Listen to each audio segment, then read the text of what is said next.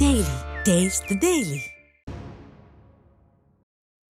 2026 தேர்தலில் திமுக அரசுக்கு எதிராக விவசாயிகள் ஒன்றிணைந்து களம் காணும் சூழல் ஏற்பட்டுள்ளதாக அதிமுக துணை பொதுச் செயலாளர் KP முனுசாமி விமர்சித்தார்.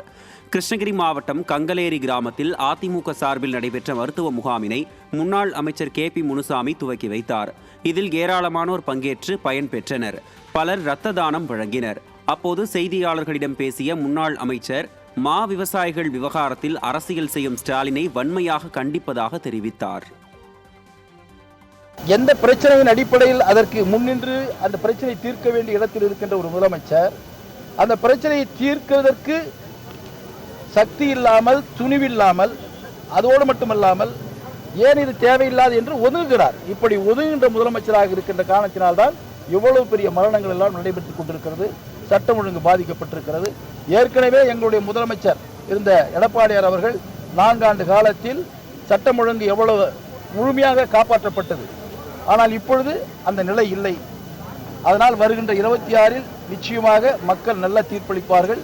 மீண்டும் தமிழகத்தினுடைய முதலமைச்சராக எங்களுடைய கழகத்தினுடைய பொதுச் செயலாளர் எடப்பாடியார் அவர்கள் முதலமைச்சராக வருவார் என்பதை தெரிவித்துள்ளார். புதுக்கோட்டை மாவட்டம் திருமயம் அருகே பனையப்பட்டியில் அதிமுக சார்பில் இலவச இருதய சிகிச்சை முகாம் நடைபெற்றது.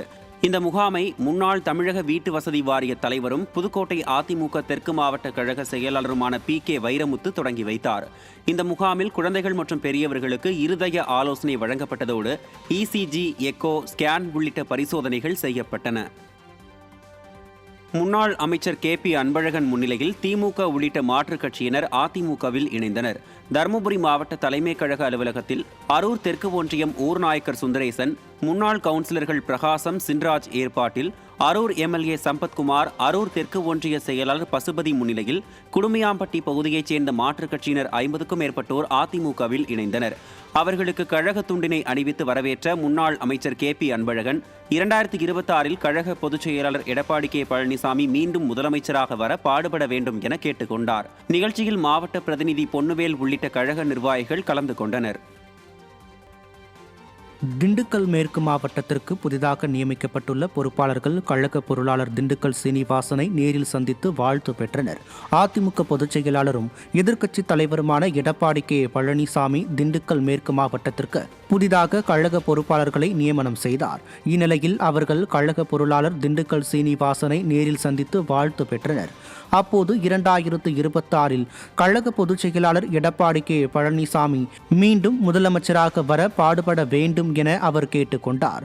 இந்நிகழ்ச்சியில் திண்டுக்கல் மாநகராட்சி எதிர்க்கட்சித் தலைவர் CS ராஜமோகன் மற்றும் கழக நிர்வாகிகள் ஏராளமானோர் கலந்து கொண்டனர்.